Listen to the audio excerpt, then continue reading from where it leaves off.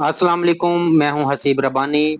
आप मेरा digital YouTube channel देख रहे हैं। नाजरीन, पिछले 24 घंटे में जो डेवलपमेंट्स हुई हैं उसके बारे में वो सारी न्यूज़ आपके साथ शेयर की जाएंगी, जिसमें मकसूद नशिस्तों के केस में पीटीआई की जो अहम पेशरफ्त हुई है वो आपके साथ डिस्कस होगी। वजीर आजम शहबाज शरीफ ने तहरीक इंसाफ को मुज़ाकरात की एक बार फिर पेशकश कर दी है, और उस पे तहरीक इंसाफ वालों का क्या रद्द अमल आया उस पर भी बात करेंगे। उससे पहले आपसे गुजारिश है कि मेरा चैनल सब्सक्राइब करें, लाइक करें और शेयर करें, और अपनी राय का इजहार कमेंट सेक्शन में जरूर दें।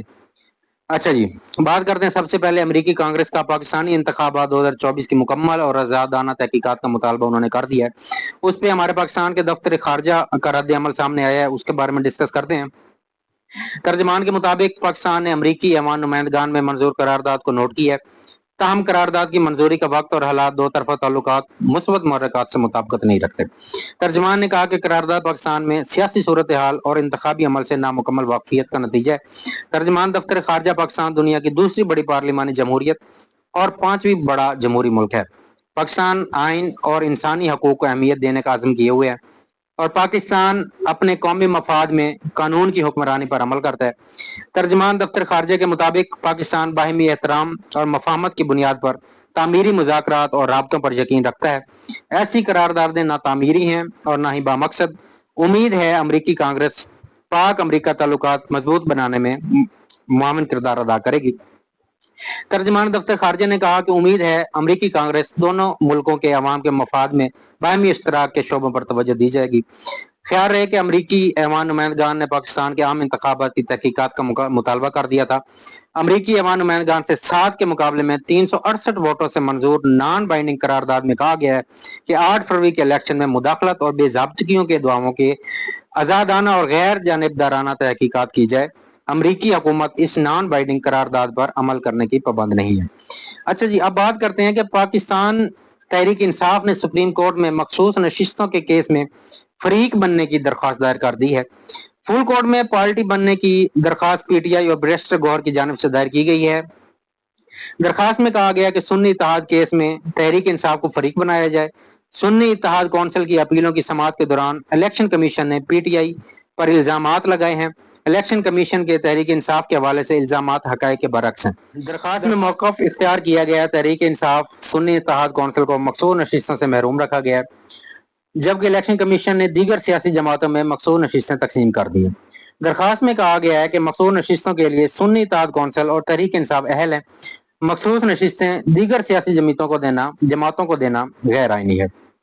दरख्वास्त के मुताबिक मखसूस नशिस्तों के लिए सुन्नी इत्तेहाद कौंसिल फरिश्त देने के लिए तैयार है, जबकि पीटीआई को मखसूस नशिस्तों की फरिश्त देने की इजाजत नहीं दी गई।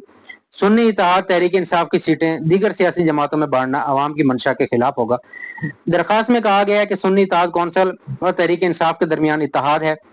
चेयरमैन सुन्नी इत्तेहाद ने तहरीक इंसाफ के निशान पर इंतखाब लड़ा है और हामिद रजा हल्का 104 से कामयाब हुए। आर्टिकल 51 वाज़ेह नहीं करता कि आजाद उम्मीदवारों को एक से ज्यादा सीटें जीतने वाली सियासी जमातों में ही इल्जाम होना चाहिए। अच्छा जी, आप देखते हैं, इंतजार करते हैं कि अब जो आने वाला फैसला है सुप्रीम कोर्ट इस नशिस्तों के हवाले से क्या फैसला करती है। अच्छा जी, अब डिस्कस करते हैं कि वजीर आजम शहबाज शरीफ ने जो तहरीक इंसाफ को मुज़ाकरात की पेशकश की है उस पर पाकिस्तान तहरीक इंसाफ ने भी अपनी शराइ सामने रख दी है। वजीर आजम शहबाज शरीफ ने कौमी असम्बली के इजलास में इज़हार ख्याल करते हुए पाकिस्तान तहरीक इंसाफ को एक बार फिर मुज़ाकरात की पेशकश करते हुए कहा कि एक जमाना था जब सियासतदान एक दूसरे के दुख दर्द में शरीक होते थे। इसी ऐवान में तनकीद के बावजूद सियासतदान एक दूसरे के दुख में शरीक हुए हैं। शहबाज शरीफ का कहना था, अगर बानी पीटीआई को मुश्किलात हैं तो बैठकर बात करें। मैं आज भी कहता हूं कि आइए बैठकर बात करते हैं और मामला तय करते हैं। कौमी असम्बली में अपोजिशन लीडर उमर अयूब ने वजीर आजम की पेशकश पर अपने खिताब में शराइत दोहराई और कहा, बानी पीटीआई समेत पार्टी रहनुमा और कारकुनों की रिहाई किया जाए। उमर अयूब का कहना था कि मैं फॉर्म 47 के वजीर आजम को कहना चाहता हूँ, माहौल बेहतर हो रहा था। बात तब होगी जब मेरा वजीर आजम बाहर आएगा। बात तब होगी जब मेरे कैदी बाहर आएंगे। ये हाउस उस वक्त चल सकेगा जब हमारा एहतराम होगा। अपोजिशन लीडर उमर अयूब का कहना था, मफाहमत तब होगी जब आप यास्मीन राशिद, महमूद रशीद के साथ ज्यादती का एहसास करेंगे।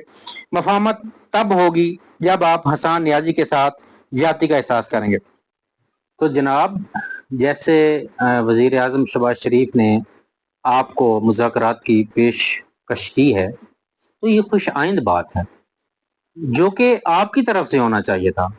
آپ کے دور حکومت میں کتنے کیسز بنے، کتنوں کو جیلوں میں ڈالا گیا، جھوٹے پرچوں میں رن سناولا کا کیس دیکھ لیں، ڈرگز والا جو ان پہ بنایا گیا، ان کو کتنے ٹائم کے لیے ڈالا گیا، ان کے لیے کیا فیسلٹیز تھی جو آج آپ یہ شرائط رکھ رہے ہیں۔ ٹھیک ہے، اچھی بات ہے، وزیر اعظم نے اگر پیشکش کی ہے اور اگر وہ آپ کی قبول کر لیتے ہیں تو یہ اچھی بات ہے، لیکن یہ جو آپ نے لونڈوں لپاڑوں کو، اپنے جو پی ٹی آئی کے لونڈے لپاڑے ہیں، ان کو یہ جو طوفان بدتمیزی سکھایا ہے، ان کے دماغوں میں ریاست کے ساتھ ٹکراؤ سکھایا ہے، تو اس کا رد عمل تو ظاہر ہے یہی ہونا تھا کہ انہوں نے سانحہ نو میں ہی کرنا تھا اور اس کی سزائے بھگتنی تھی۔